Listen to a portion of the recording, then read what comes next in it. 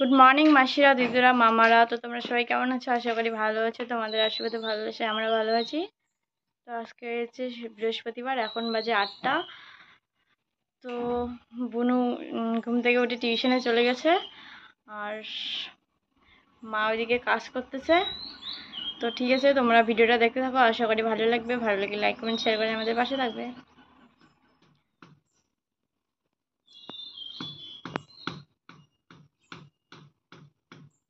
এদিকে বোন পড়াশোনা করছে, আর বেড কভারটা তুলে নিল। বেড কভারটা ধুয়ে দিবে।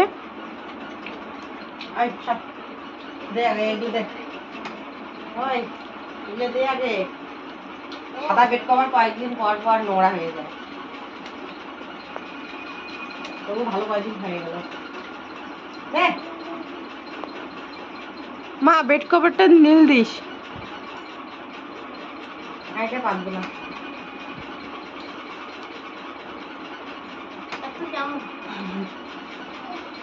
বালিশ কভার বালিশ কভার বালিশ কভার গুলো দিয়ে দেবো।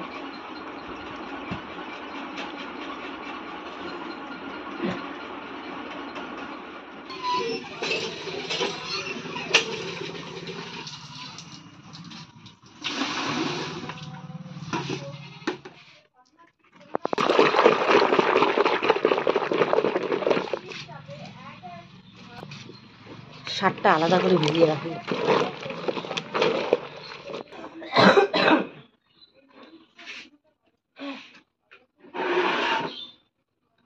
প্যান্টার মধ্যে এত কাদা বাড়াইছে, কাদা লাগাইছে, প্যান্ট একদম কাদায় কাদা হয়ে গেছে। এই জন্য প্যান্টটাও আলাদা করে ভিজে রাখলাম।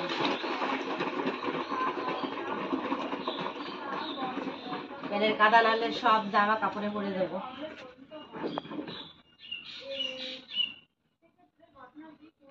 গাড়ি থেকে নেমে একটু হাইটে হাইটে নাকি যাইতে লাগে, আর ওইটুক জায়গা নাকি এত কাদা হয়েছে, বিয়ের পর প্যান্ট এতটুক জায়গা পর্যন্ত কাদা হয়েছে। মা দেখো কি সুন্দর সুন্দর কচি কচি কচু পাতা হয়েছে, আর এই কচু পাতাগুলো আমরা কয়েকদিন পরে খাবো, তাই না?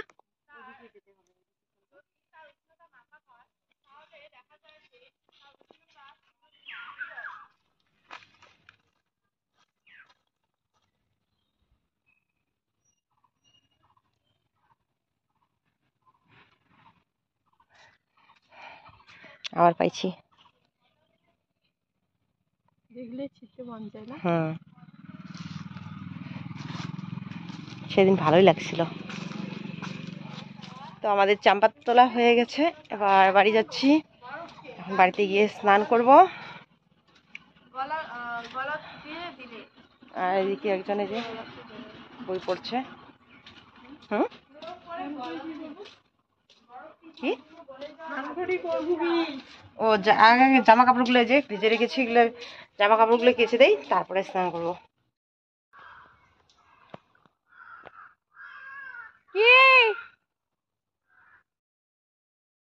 তো আমি এই মাত্র টিউশন থেকে আসলাম, দিদি ঠাকুর পূজা দিচ্ছে, তো তার জন্য কলা পাতা নিতে আসলাম। আজকে তো বৃহস্পতিবার। আর মা ওইদিকে বাসন মাজতেছে।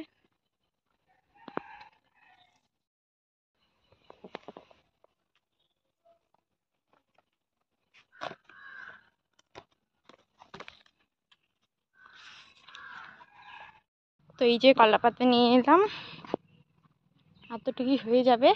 আর এদিকে দেখো কত সাদা ফুল ফুটছে, আর এখানে দেখো কত সুন্দর একটা ফুল।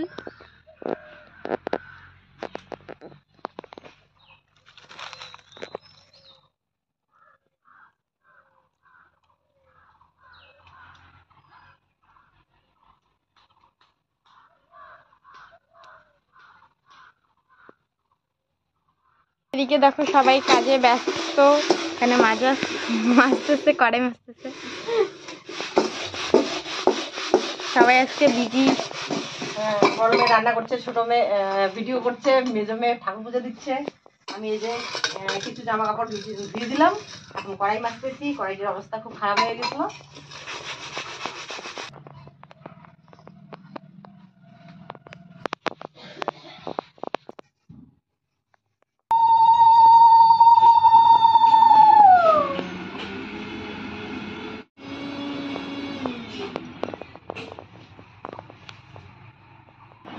এখানে সকালবেলায় রান্না হয়েছিল সিদ্ধ ভাত, এই যে চাম্পাদার বাটা আর আলু মাখা, আর কিছু হয়নি। তো সকালবেলা আমাদের খাওয়া দাওয়া হয়ে গেছে। আর এখন এইখানে এই যে গরুকে জল দেওয়ার জন্য দেখো জলের চারি একদম আমরা এইদিকে নিয়ে আসলাম দুজনে মিলে। আসলে গরুগুলো এইখানেই ঘরের মধ্যে বেঁধে দিয়েছে, তো আবার বাড়িতে নিয়ে যাব, আবার এদিকে নিয়ে আসব। তো হিয়ার বাবা বলছে যে গরুকে ওইদিকেই জল দিয়ে দেয়, পরে ড্রামটা নিয়ে আসলেই হবে, মানে রিং বলটা। আর হ্যাঁ দেখো, আমি না কথায় কথায় শুধু হিয়ার বাবা এই বলি। তোমরা কালকে মানে এক দিদি ভাই না বোন হবে মনে হয়, কমেন্ট করে জানিয়েছিল যে সবসময় তুমি কেন হিয়ার বাবা বলো, সুদীপের বাবা, ভূমিকার বাবা বা তোমার বর তো বলতে পারো। তো আমার না একদম মুখস্থ হয়ে গেছে সবসময় আমার হিয়ার বাবাটাই মুখে আসে চলে। আসলে ছোটো মেয়ের নামটাই আগে বেশি আসে, আগে সবার প্রথম আর কি সুদীপে আর বাবা মুখে আসতো। আর এখন দেখো সবসময় হিয়ার বাবার কথাটাই মুখে আসে। তো যাই হোক, আমি তোমাদের কথা রাখবো, মাঝে মাঝে বলার চেষ্টা করব, ঠিক আছে? তোমাদের কমেন্টটা পড়ে আমারও মনে হচ্ছে ঠিকই তো, ঠিক আছে চেষ্টা করব, দেখি তো আমার মুখে আসে কি না সুদীপের বাবা বা ভূমির বাবা। তো যাই হোক, এবার বাড়ি চলে আসলাম। আর এখানে এই যে শুকনো শুকনো জামা কাপড়গুলো সরিয়ে এখানে আমি এখন বেড কভারটা শুকোতে দেবো। ধুয়ে দিয়েছি, কিন্তু দেখো এই যে মেলে দেওয়ার সময় হয়নি, কোন দিক থেকে কোন দিকে চলে যাচ্ছে তার ঠিক নেই। আর এখানে এই যে উঠানের মধ্যে রসুনগুলো আজকেও বের করে দিয়েছি, ভাবছি এগুলো আজকে একদম উপরে তুলে তুলে রাখবো। আর এই যে বেনুনি করা হয়েছে, এই বেনুনি কাটবো না, এই বেনুনির সাথেই ঝুলিয়ে রাখবো। তো শুকনো কাপড়গুলো ঘরে তুলে নিয়ে আসলাম, এবার এগুলা ভাঁজ করে করে সুন্দর করে রেখে দেবো। আর আমার ঘরের অবস্থা কিন্তু একদম খুব খারাপ হয়ে গেছে। বিছানাতে এই যে বিছানার চাদরটাও নেই, এটা বেশি যেন কী রকম লাগছে, একদম এলোমেলো লাগছে। আর আমার বিছানার তলের ভিতর দেখো কত কিছু। ওইখানে একটা রঙের বালতি আছে। আর এই যে পার্সেল দুটো আসছিলো, না পাচ্ছিল একটা পার্সেল, দুটো প্যাকেট মেয়েরা ওইখানে রেখে দিয়েছে। ছোটো মেয়ে বলছিল এগুলো দিয়ে নাকি ও কিছু একটা বানাবে, মানে হাতের কাজ বানাবে কিছু একটা। তো সেজন্য আমাকে ফেলে দিতে দেয়নি, তাই ওইখানে এই যে বিছানার তলেই রেখেছে। তো দেখতে খুবই খারাপ লাগছে। আমি বলছি যে এগুলো মানে একটু সরিয়ে রাখলে, সাইড করে রাখলে দেখা যাবে না, বাইরের থেকে কেউ আসলে দেখলে কি বলবে বলো। এই যে ক্যামেরাতে দেখাচ্ছে তাই এতটা খারাপ দেখা যাচ্ছে। তো বিছানার চাদরটা পেতে নিয়ে বালিশ কভারগুলো ভরিয়ে নিলাম। এবার এই যে চলে এসেছি রান্নাঘরে, রান্না বসিয়ে দিয়েছি। তো রান্না বসিয়ে দিয়ে এই যে একটু বারান্দাটা ঝাড়ু দিয়ে নিচ্ছি। কি ধুলা বাবা, সকালবেলায় যে রান্না করেছিল এরপর ঝাড়ু দেওয়া হয়নি মনে হয়, একদম ঘরের ভিতর ধুলো ধুলো হয়ে গেছে। তো রান্না বসিয়ে দিয়ে ঘরটা ঝাড়ু দিয়ে নিলাম। আর এখানে আমি এখন শাক বেচবো, পাট শাক নিয়ে আসছে বাবা।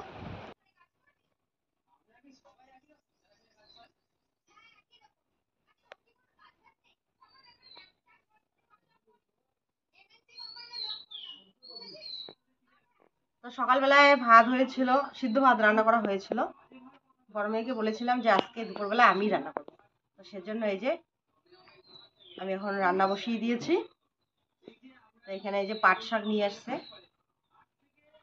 পাট শাকের ঝোল করব।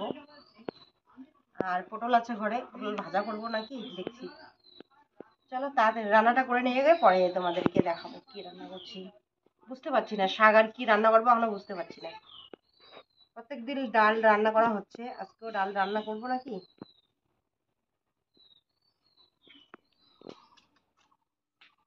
তো এইদিকে দেখো আমাদের গাছের মধ্যে কত সুন্দর আম হয়েছে। ভিডিওতে ভালো করে বোঝা যাচ্ছে না, কিন্তু অনেকগুলো আম আছে এখানে, বড় বড় হয়েছে আমগুলো। তো এই যে এখানে একটা পাড়িয়ে নিয়েছে।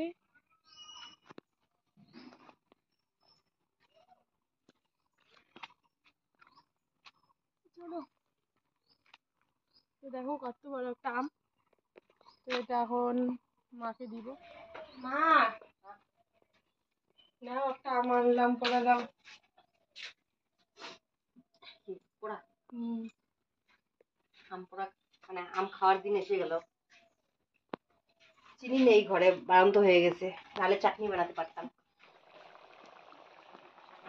তো এদিকে কিন্তু পটল আলুর তরকারি প্রায় হয়ে গেছে, শুধু একটু গরম মশলা বেটে দিয়ে নামিয়ে নেব। আর 3টা যে বেগুন ভাজা করেছি, আর এখানে এই যে পাট শাক রান্না করেছি। গরম মশলা বেটে দিতে লাগবে একটু। এই যে আমার পটল আলুর তরকারি হয়ে গেছে, গরম মশলা দিয়ে নামিয়ে নিলাম। তো এখন বাজে বিকেল 3টা।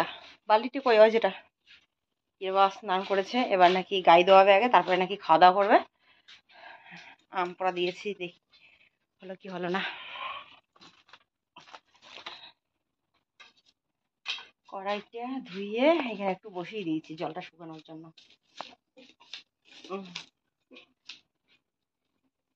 আর একটু হবে।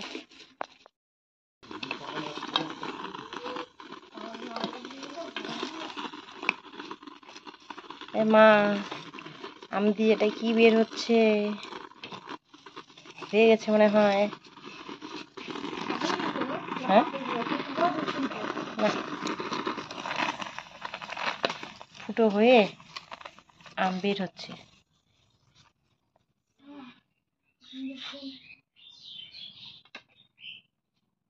হয়ে গেছে রে।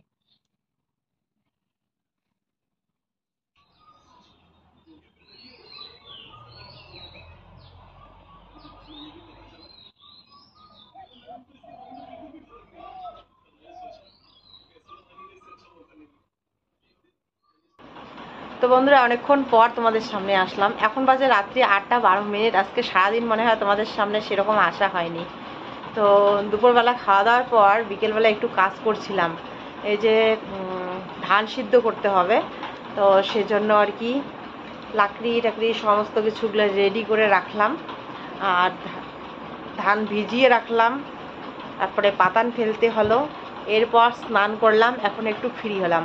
তো এখন এই যে চলে আসলাম ঘরে, আর এখন একটু কাজ করব মোবাইলে। মেয়েরা এদিকে পড়াশোনা করছে। আর এই যে এতক্ষণ ধরে যে ধানের কাজ করছিলাম, মুখের মধ্যে মনে হয় ধানের ইসে লাগছে, শুয়ে লাগছে, চুলকাচ্ছে, গালগুলো চুলকাচ্ছে। সারাক্ষণ ঘেমে ঠেমে থাকলে না বেশি করে চুলকায়, চোখ গালগুলো এগুলো চুলকায়।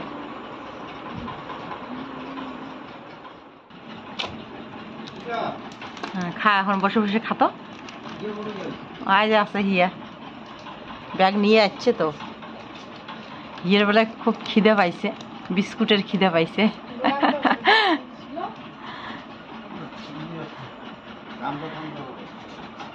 ওইটার মত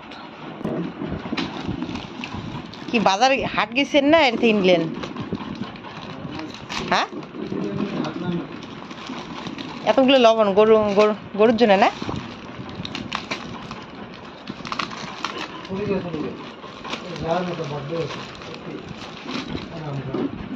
3 প্যাকেট নিয়ে আসছি গরুর জন্য লবণ। এই যে আমাদের জন্য এখানে লবণের মানুষের লবণ,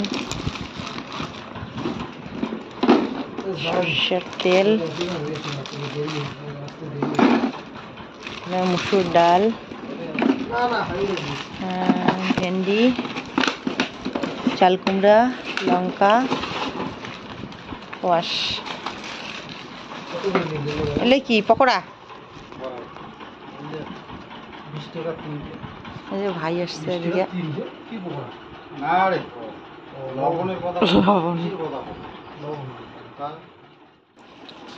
গরম আছে পকোড়াগুলো। হ্যাঁ, খাও, তোর মামাকে দেখ। সুদিবে করে গেল, সুদিবে পকোড়া খেলে দৌড়াও। খাবি নয়া দোকান দিচ্ছে, নয়া দোকান দিচ্ছে।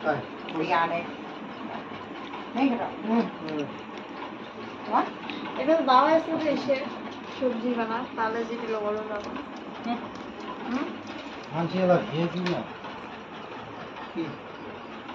লবণের ভাত দিয়েছে, গরুর লবণ, মাংসের লবণ, মাংসের ভাত দিয়ে। তো আমরা এখন সবাই মিলে এখানে পকোড়া খাচ্ছি। আর এই যে মেয়েরা বই পড়ছিল, আমি তোমাদের সাথে কথা বলছিলাম একটু আগে। এরপর ভাই হঠাৎ করে চলে আসলো। তো ভাই আসছে এক অন্য জায়গায়, দরকারে আসছে। তো আমাদের বাড়ি এদিকে ঢুকছে। তো চা বানিয়ে দিতে চাইলাম, ও বলছে খাবে না চা, ভাতও খাবে না। তো এইভাবে মাঝে মাঝে আসলে সত্যি ভীষণ ভালো লাগে। মাকেও সেদিন বলেছিলাম মিতাংশকে নিয়ে আসতে, তো মা বলছিল এখন আর যাওয়া হবে না, পরে আসবে। তো চলো আজকে আর ভিডিওটা বড় না করি, কাল ফিরে আসবো আবার নতুন কোনো ব্লগ নিয়ে। ততক্ষণে সবাই ভালো থেকো, সাবধানে থেকো, টাটা।